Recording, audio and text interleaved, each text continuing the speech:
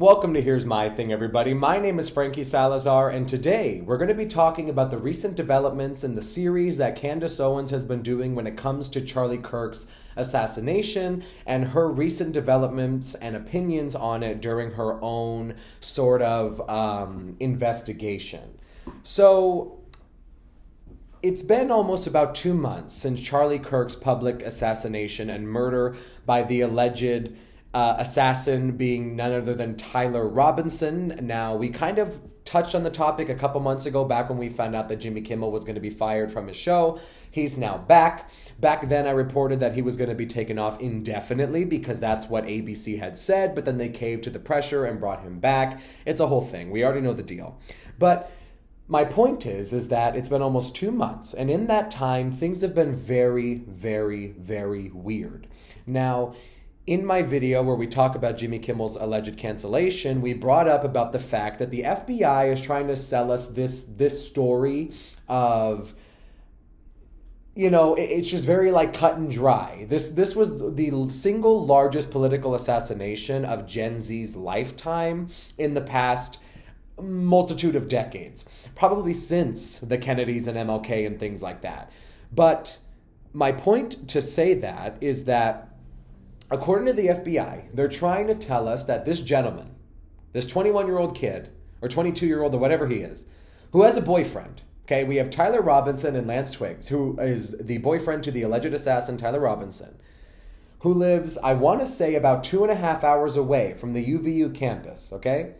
Finds out that Charlie Kirk is going to be on that campus on that specific day, messages his boyfriend and all of his friends that are on Discord that explicitly, because every murderer does this. Every murderer goes online and edgelords with their buddies and is like, hey, I do not like the hatred that Charlie Kirk is putting out. I am going to take my grandfather's rifle and drive 2.5 hours away to murder him.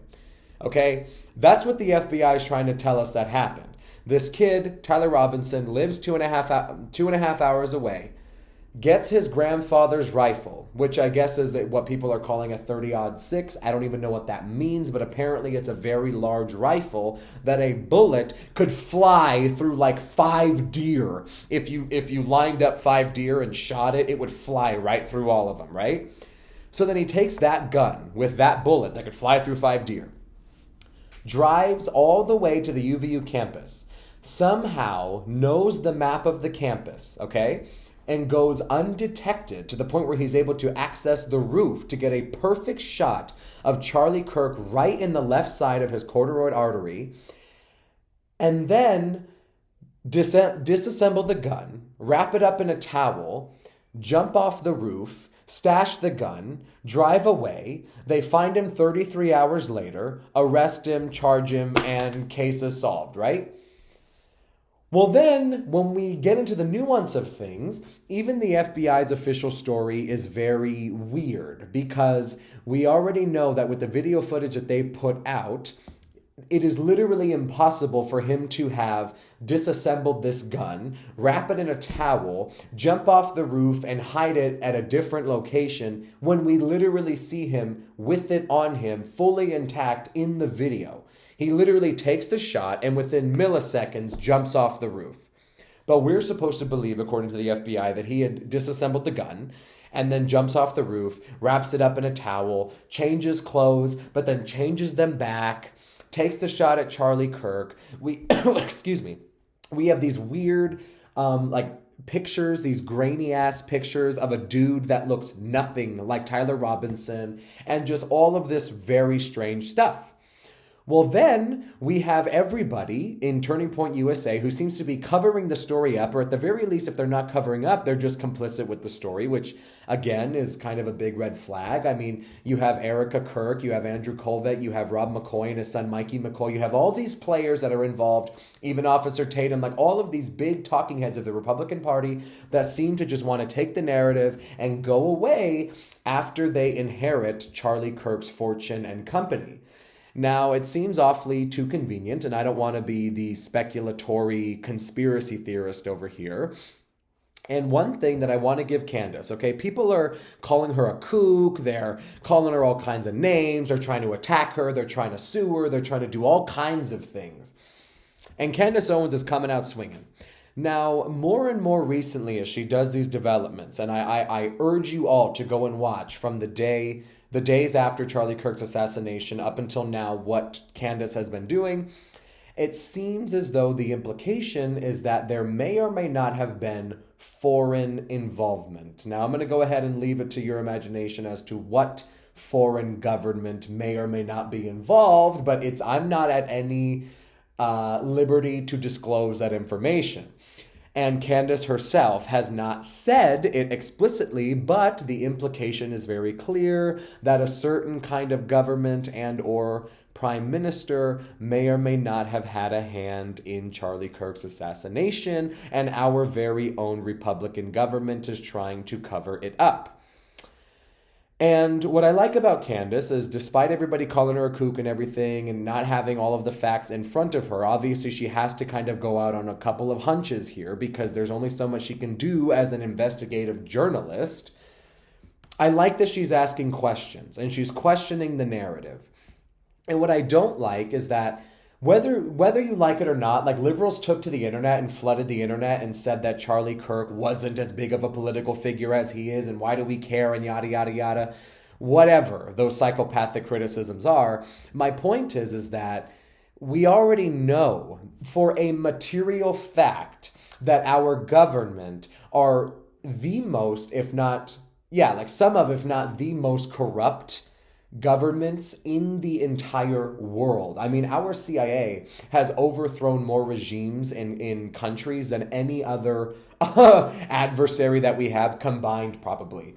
And we know that our very own CIA has murdered, for a material fact, very high-profile individuals in our country before. But for some reason, when it comes to the assassination of Charlie Kirk, we're just kind of going to sweep it under the rug and not ask any questions about it. And we're going to take the narrative of it. No, kids, no. The government is totally in the right here right now. Don't ask questions.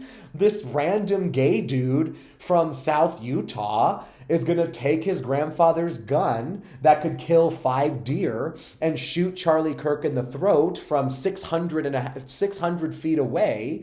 And the bullet is magically going to get lodged in his neck, but they're not going to disclose what the bullet is. We're just going to say it's a miracle from God, and we're going to throw this 22-year-old kid in federal prison forever, if not give him the death penalty, because that's how criminal investigations work.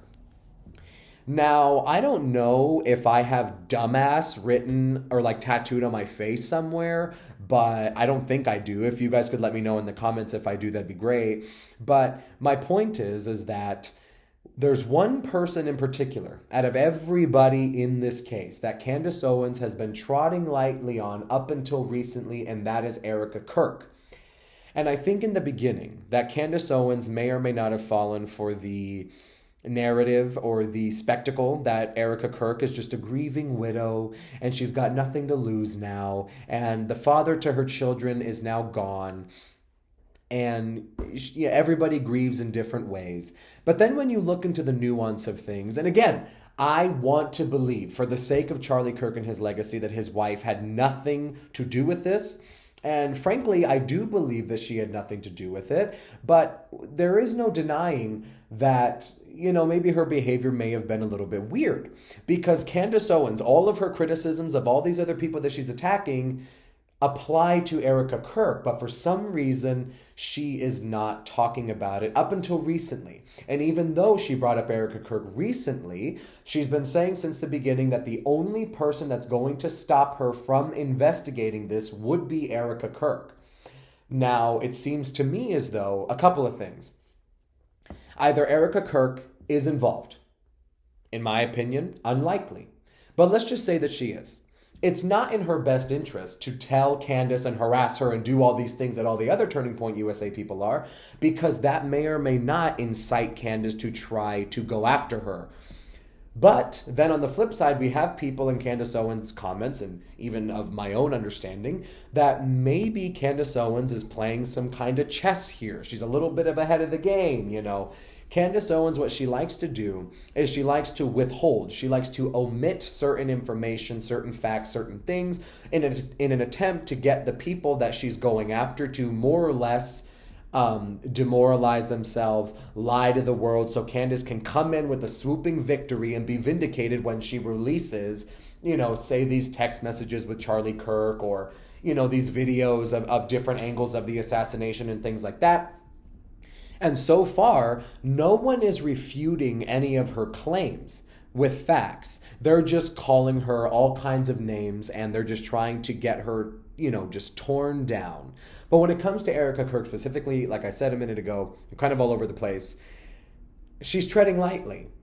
And that could be because since Erica, being the only one, according to Candace Owens, is the only one that could get her to stop if she asked, isn't saying anything because maybe she is involved. But let's just pretend for a second that she isn't.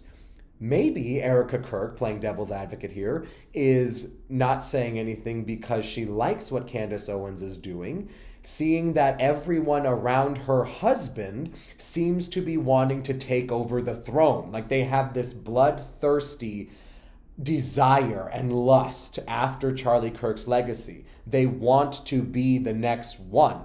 And Candace is not having any of it. So playing devil's advocate, I want to assume that maybe Erica, assuming that she's not involved, I don't think that she is, I hope that she isn't, is just trying to see how this plays out. Because Candace Owens is getting some very interesting information. I mean, we have proof of military planes coming in and out, flying under radars. We have prime ministers of other foreign nations having to come out and publicly disclose that they didn't murder him, even though nobody said that he did in the beginning. So why would, you know, like if one of my homeboys was murdered, I don't think the first thing I would do on my show is come on here and say, well, I didn't murder him. Why is everybody looking at me? And then all the while, nobody's looking at me until I said something crazy like that. And then it's like, uh-oh, what did I do? Maybe I did do it. Wink, wink. I don't know. This whole thing is weird. But at the end of the day, this has been Here's My Thing starring Frankie Salazar. I think this is such a crazy story, and I'm going to go ahead and do like a full length, a little bit more of a deeper dive where I can actually go ahead and put like maybe some clips of Candace Owens or like some imagery or whatever of everything that I was talking about today. But if anyone is making it this far, please let me know what your thing is down in the comments. Do you think that all of these people are involved, or do you believe the FBI's official narrative? Do you think that Candace Owens is crazy? Are you a supporter of hers? Because I find this at the very least to be very interesting, but then at the very most, I find it to be a very pivotal moment for Americans. And if it comes out that Candace Owens gets neutralized because of her discoveries, this is going to be really bad. Like this, like low key, we may have to overthrow the government or something, because this is getting really scary and really weird. And I believe Candace when she says that she's just trying to vindicate her friend, because he, as of right now, he died in vain. You know, with all the behavior of everything, including his wife right now, posthumously after what happened to him, he died in vain. He's turning in his grave. He's watching us from heaven, if you believe that. And he is like, I can't believe how betrayed I was by the very people I thought loved me. And it seems as though Candace Owens is the only human on earth, besides her followers, myself included, that want to get to the bottom of this.